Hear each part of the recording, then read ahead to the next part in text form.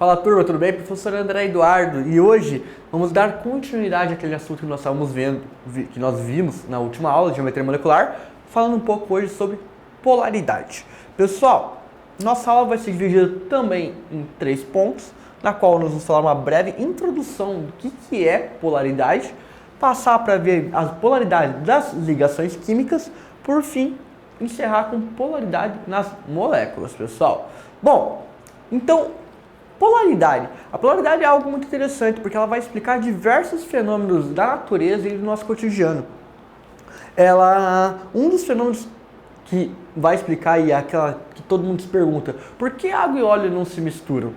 E aí nós vamos verificar aqui as características de polaridade de cada um desses, da composição de cada uma dessas estruturas, dessas substâncias, que vai determinar essa não solubilidade. Lembra lá que a gente conversa sempre que for estudar solubilidade, que semelhante dissolve semelhante?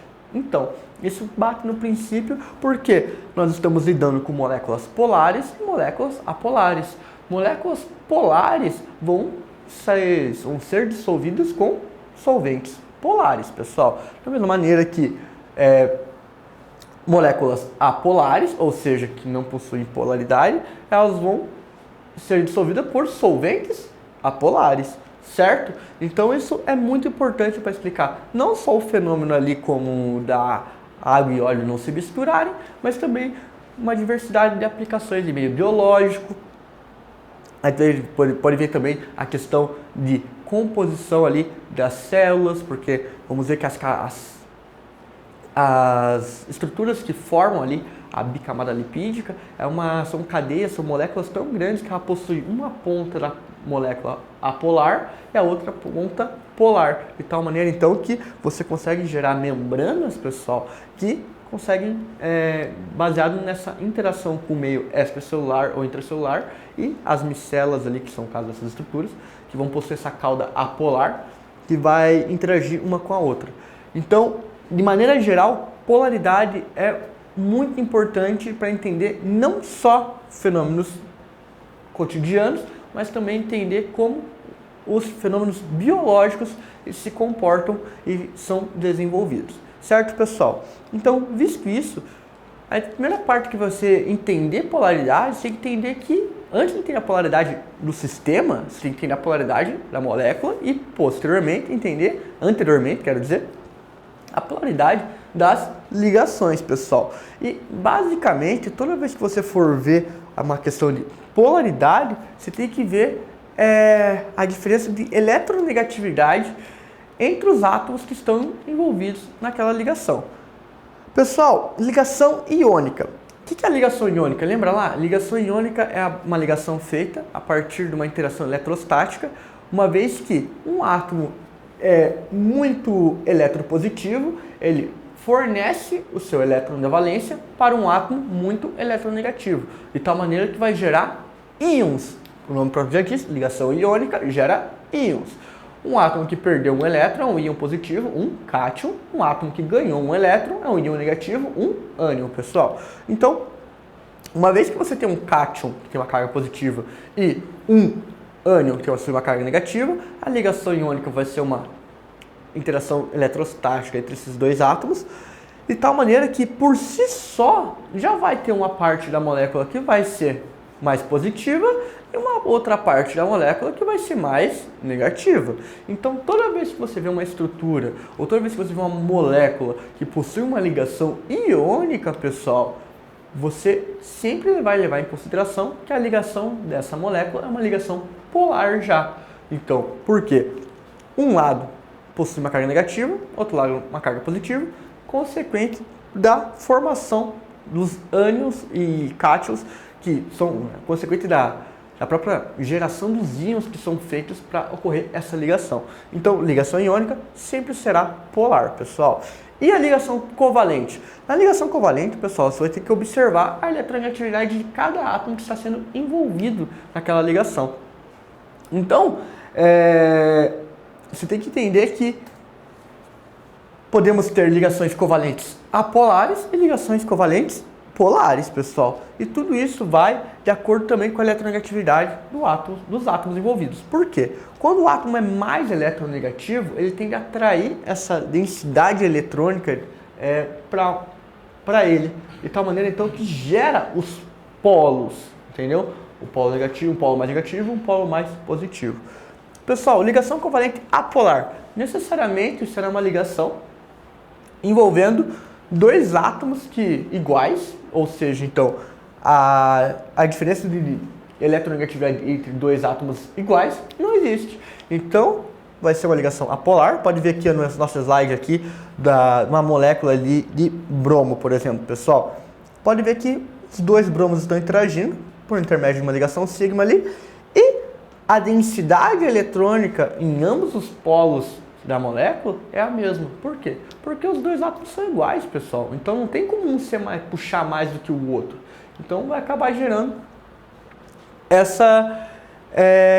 gera essa característica de apolaridade, pessoal. Então toda vez que você vê uma ligação covalente que possui átomos iguais ou possui átomos com uma diferença de eletronegatividade muito pequenininha, o que normalmente não é o caso, mas foca nisso. Toda vez que você vê uma ligação covalente que átomos iguais, é uma ligação covalente apolar, pessoal. Ao contrário daí, quando você vê ligação covalente, onde nós temos dois átomos com uma grande diferença de eletronegatividade, você vai ver que vai formar uma ligação covalente polar. É o caso ali do ácido fluorídrico, por exemplo.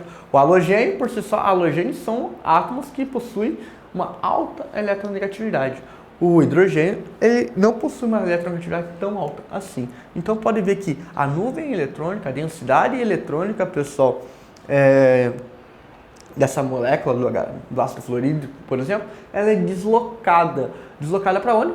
Em direção ao flúor, que possui uma maior eletronegatividade, de tal maneira que vai gerar um polo um pouco mais negativo de um lado da molécula e um polo um pouco mais positivo no outro lado da molécula.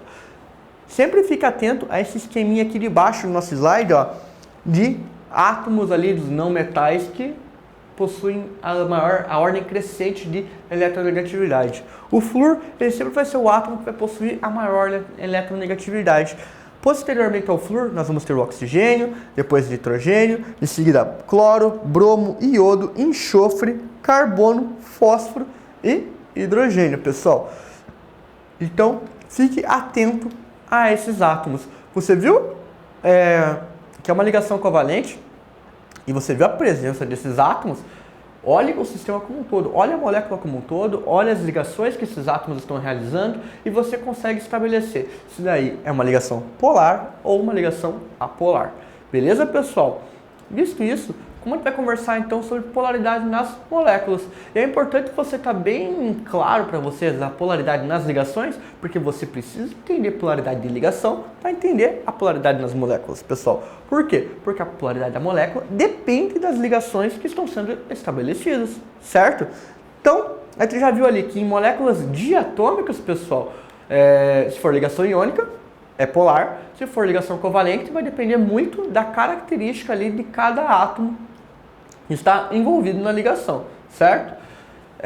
Em ligações de moléculas com dois ou mais átomos, pessoal, moléculas com mais de dois átomos, 3 ou mais átomos, você tem que verificar, pessoal, que observar não só a característica dessas moléculas, dessas ligações, como também a presença ou não de elétrons não ligantes, pessoal.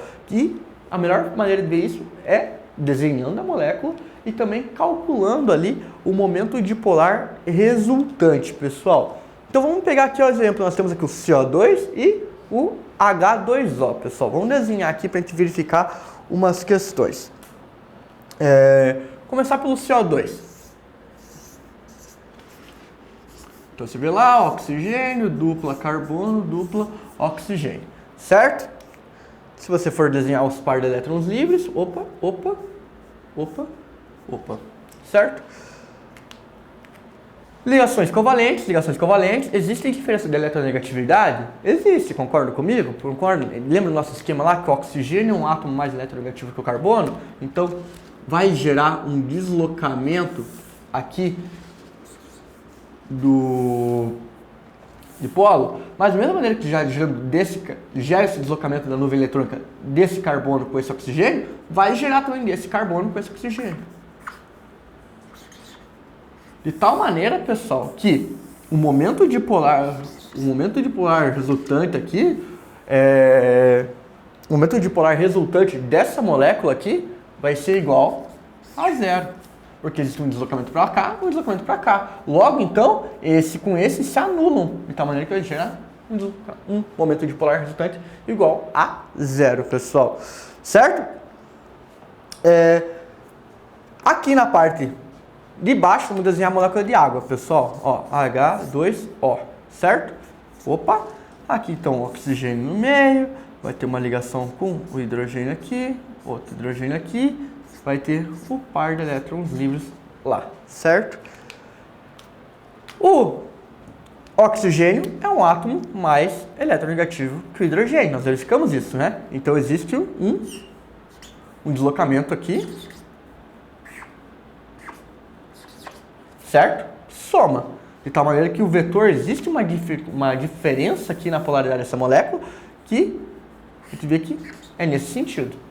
Certo? A gente verifica então que o momento dipolar resultante aqui, pessoal, é diferente de zero. Aqui, ó, 1 mais 1 gerando 2 aqui. Existe uma soma desses dois aqui, desses dois momentos aqui dipolar, que gera um momento dipolar aqui diferente de zero. Não existe uma anulação, existe uma soma aqui. Enquanto aqui um está para um lado aqui para o outro, que acaba sendo um anula o outro, aqui existe uma soma, gerando um único em sentido em prol de um único polo. Então, o momento dipolar resultante nessa molécula aqui, por exemplo, de H2O, molécula de água, é diferente de zero. Então, toda vez que você calcula o momento dipolar resultante, ele for igual a zero, você consegue verificar que essa molécula ela é apolar. Se for um momento dipolar resultante diferente de zero, pessoal, vai ser uma molécula polar. Beleza?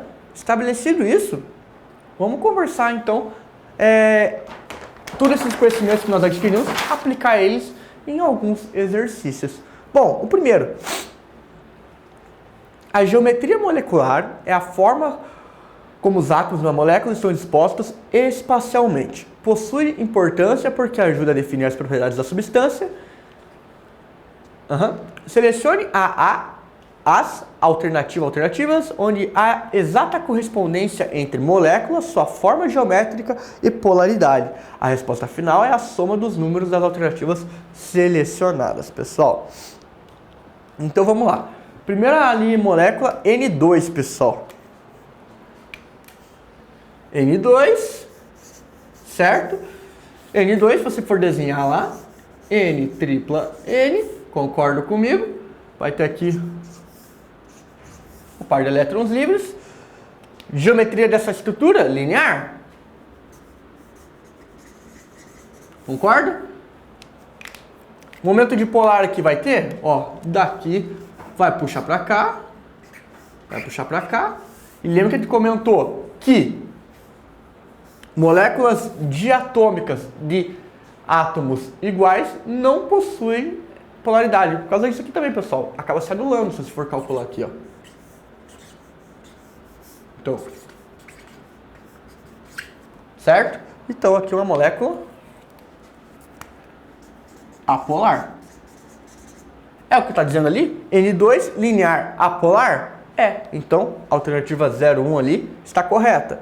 Vamos verificar o CO2. A gente conversou ali no último slide. CO2. Desenhando aqui, ó.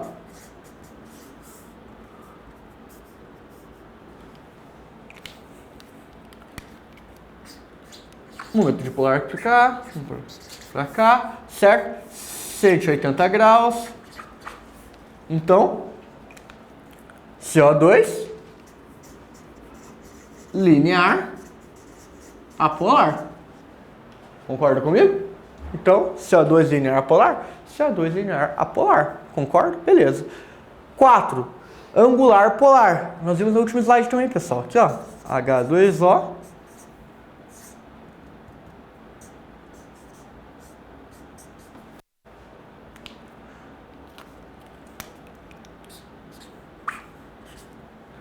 aqui, esse aqui.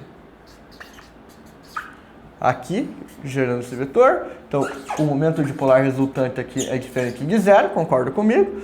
Possui os elétrons livres ali, que vai gerar um ângulo aqui vai gerar uma repulsão aqui nas ligações. Então, água é angular polar. Está correto? Está correto, pessoal. Angular polar, pessoal. O 4. Berílio, pessoal, é BeH2, pessoal.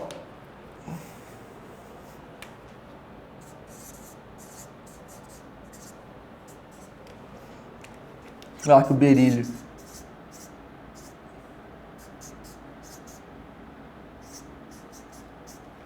Certo? Ele não vai possuir par de elétrons livres, logo aqui, pessoal, 180 graus, certo? A característica dessa ligação aqui vai ser, então, 180 graus. Você já vê que é uma estrutura linear. Ali ele está falando que é uma estrutura trigonal plana. Então, já ignora, está errada a alternativa ali, 0,8.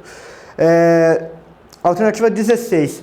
Carbono, carbono com 4 cloros.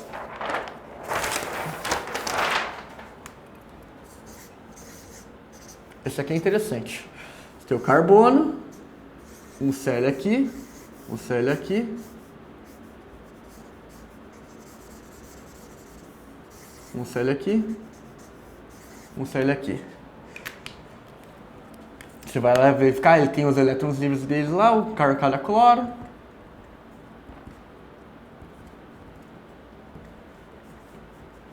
Pessoal, por mais que aqui exista a diferença de eletronegatividade entre o cloro e o carbono, vocês concordam que vai cair aqui, ó, cada um vai puxar para si, respectivamente, e você vai verificar que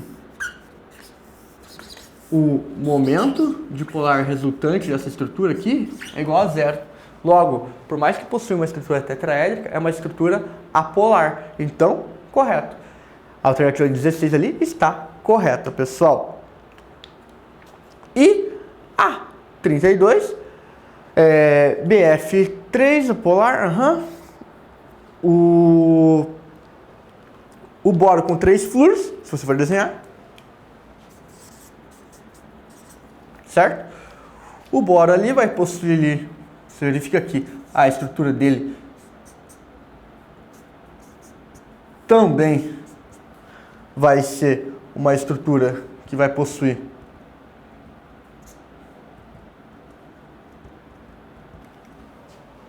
a estrutura trigonal plana que nós tínhamos convidado, então, correto? Na realidade, vai ter uma estrutura trigonal plana, por mais que esteja uma característica também de apolaridade, pessoal. Por quê? Porque o flúor aqui, cada flúor vai puxar para si, concorda? A eletronegatividade, consequentemente, o momento dipolar resultante aqui vai ser igual a zero. Além do mais, é um boro que não possui elétrons, par de elétrons livres na sua estrutura com átomo central. Logo, aqui o ângulo de ligação vai ser de 120 graus, que é característico de uma trigonal plana, certo? Então, aqui confere uma característica apolar. E a estrutura disso aqui é trigonal plana. Logo, o exercício está falando que é pirâmide trigonal, não, e polar também não, pessoal. É apolar por causa que o ângulo de ligação é o mesmo ali, anulando os vetores ali do dipolo resultante, e a estrutura trigonal plano. Então, no exercício aqui que nós temos, você vê que a alternativa 01 é correta, a 02 é correta, a 04 é correta e a 16 é correta. Somando tudo, você vai ver que o resultado ali para você marcar no final desse exercício é 23. Beleza? Visto isso aqui, pessoal, ele pergunta aqui, qual dentre as moléculas abaixo é apolar, pessoal? Então, mais uma vez para a gente fixar aqui, ó.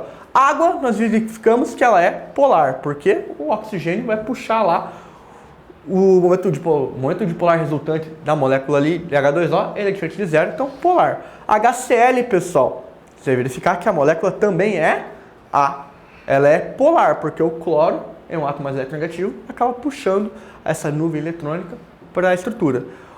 BCl3 é aquela molécula que nós verificamos ali, que nós tínhamos o BF3 ali no último exercício, o BCl3, o boro com 3 cloros, que vai ter aquela característica, pessoal. Olha lá, ó, boro com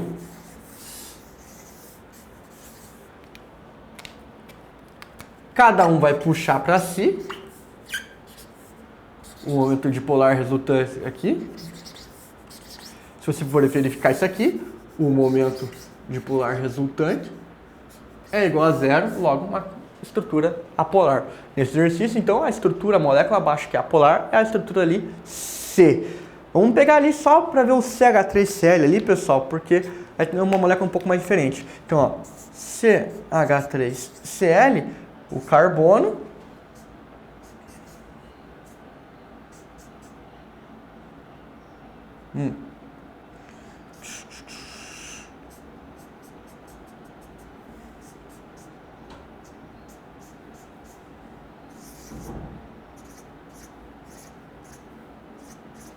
Então, olha lá, ó.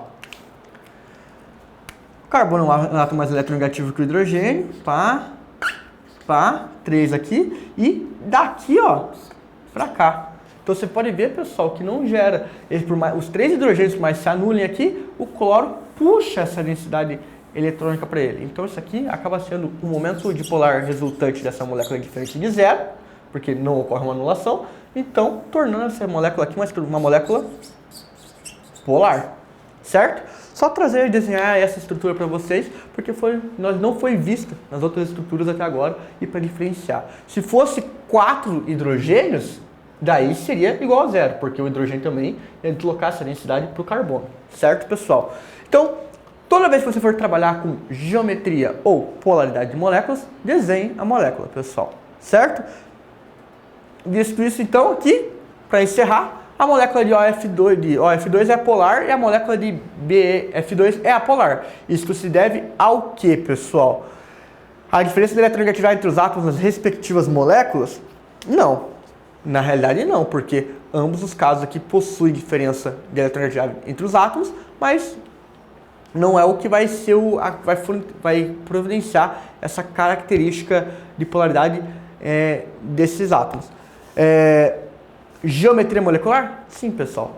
B, porque a geometria molecular dessas estruturas vão ser o que vão influenciar a polaridade dessas moléculas. O OF2, pessoal, vai ter o par de elétrons livres no oxigênio, que vai fazer uma geometria aqui, ó, angular, enquanto que o BF2, pessoal, vai ser uma geometria linear. Então a geometria influencia sim na estrutura, na polaridade da molécula, certo? Então, dessa questão da UFES, a alternativa B. Visto isso, pessoal, para casa, páginas 418 e 419. Um grande abraço, professor André. Até a próxima aula. Valeu!